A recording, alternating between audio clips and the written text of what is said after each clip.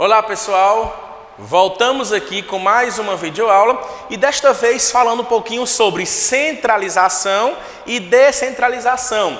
É um ponto bem característico e bem específico da administração, onde nós iremos aprender qual é o correto, qual é o errado, se ambos estão corretos, se ambos estão errados. Acompanhe nossa videoaula a partir de agora. Descentralização é justamente isso. Distribuir a autoridade pela organização na direção dos escalões inferiores. Ou seja, sem ler muito nosso slide, descentralização a gente percebe que é algo bom. Aonde uma empresa pública ou privada ou não lucrativa, só no caso as ONGs, a descentralização do poder é essencial. Por quê? Vamos supor que eu sou o prefeito e eu tenho os meus secretários.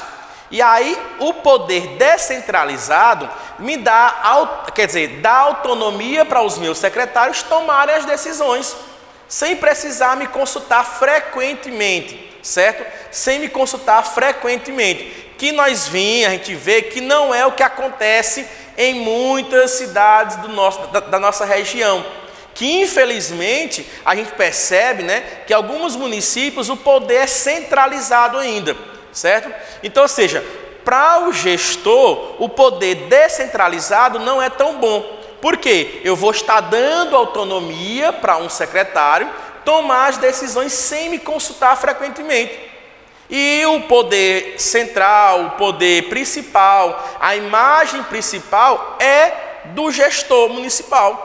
Então, ou seja, se um secretário de educação, ele quiser fazer a compra de um equipamento, ele tem que ir até o gestor, isso no poder centralizado, certo? Falando um pouquinho sobre o descentralizado, ele como secretário, ele tem total autonomia para procurar a melhor forma de comprar com legalidade e efetuar a compra daquele produto. Então, ele tem autonomia para isso, Ele tem autonomia. Isso é que nós chamamos de poder descentralizado, aonde existem as esferas, e essas esferas, elas conseguem gerir o seu próprio departamento. Empresa privada, nós temos o administrador, nós temos o administrador geral. Então, ele está em cima da pirâmide e ele tem os seus colaboradores, os seus administradores regionais, vamos supor, departamentais, melhor dizendo. E esses administradores departamentais, no poder descentralizado, eles têm autonomia para poder tomar as decisões deles, no departamento deles. E isso é o poder descentralizado, certo? Falando um pouquinho agora, pronto, continuando, Uma decisão que possa afetar as vendas nacionais de uma organização não pode ser tomada por um gerente de venda regional, que só conhece sua área de atuação. É como eu acabei de falar para vocês, não tem como, se o administrador de marketing e o administrador financeiro, O administrador de marketing, ele não pode tomar decisão no departamento financeiro, porque ele não tem habilidade para ali. Ele não conhece, de fato, a realidade que está passando o setor financeiro e vice-versa, certo? Então, por isso que o poder descentralizado, cada departamento trabalha da sua forma, trabalha na sua linha de produção, certo? Na sua linha de conhecimento. Deve ser afeta um administrador com ingerência sobre todo o país, mesmo que para decidi-la necessite consultar os gerentes regionais. A descentralização também serve para diminuir o distanciamento entre os fatos e tomar decisões.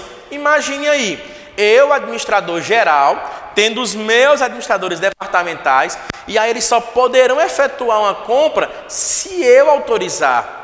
Imagine se eu não estiver no local naquele dia. Então, não vão fazer a compra, vão perder a promoção, vão perder a compra. Por quê? Porque o poder que está naquela empresa não é um poder descentralizado, certo? Aonde eu, como administrador do departamento, eu tenho que esperar o meu administrador geral para poder efetuar aquela compra. Imagine a demora, imagine todo o processo para que isso possa realmente finalizar. É bem mais demorada, a logística é bem maior aí, certo? Esse distanciamento onera os fluxos da informação da organização, pois o tomador de decisão precisa de tomar conhecimento dos dados do problema. Ou seja, realmente o administrador geral ele tem que saber o que está acontecendo em cada departamento. Ele precisar saber uma coisa, ele tomar a decisão por eles é outra coisa. Então, ou seja, eu não estou querendo dizer que ele tem que se omitir em conhecer um pouco sobre o departamento, cada departamento. Não, não é dessa forma. O que eu quero dizer é o seguinte para vocês, que na tomada de decisão, certo? O administrador departamental, ele pode sim tomar a sua decisão, gerindo o seu departamento, sem precisar estar esperando uma decisão, sem esperar estar esperando uma tomada de decisão do departamental geral, ou do administrador geral, sem precisar, certo? Finalmente, a competência do quadro funcional é a mais bem aproveitada, se mais pessoas podem decidir sobre as questões que interessam à empresa, certo? Os funcionários não precisam ser entendidos como meros cumpridores de ordem, mas podem usar sua criatividade e experiência em benefício da organização. Então, ou seja, não necessariamente o administrador geral ele tem as ideias, ele tem as ações, ele tem as tomadas de decisões. Todos os outros funcionários, ele tem também essas habilidades. E pode até ser que até melhor do que o administrador geral, certo?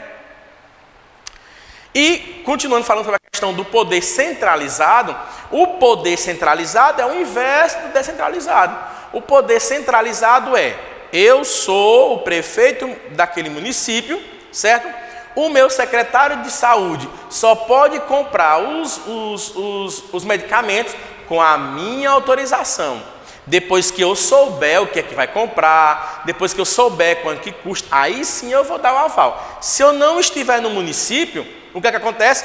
A compra não pode ser efetuada. Por quê? Naquela administração pública, o poder ele é centralizado, ou seja, somente um dita as ordens e todos obedecem, tá? Isso é o poder centralizado. Falando um pouquinho sobre a comunicação, né? Voltando um pouquinho, em todos os departamentos existe uma comunicação. Comunicação formal, comunicação informal, comunicação por escrita, comunicação verbal, comunicação até informatizada, que é o que mais utilizamos atualmente. Lembrando que essa comunicação, ela tem que ser própria daquele departamento, ou seja, eu tenho que falar com formalidade? Sim, tenho que falar com formalidade. Aquela história que tratamento formal eu devo utilizar com pessoas que eu não tenho intimidade. E tratamento informal eu devo utilizar com pessoas que eu tenho intimidade. Bom, se eu trabalho com o João no meu departamento, é claro que eu tenho intimidade com ele. Mas eu não posso estar conversando com ele informalmente. Porque ali eu estou no meu local de trabalho. Ali eu sou o gerente de empresas daquele departamento. E ele é o meu colaborador. Eu tenho que me comunicar com ele formalmente, certo? Formalmente. E hoje, com os recursos de informática, né, de certa forma aumentou a presença da comunicação escrita, com mensagens eletrônicas, ou seja, começou-se a usar algumas décadas a mensagem escrita, carta, fax, né?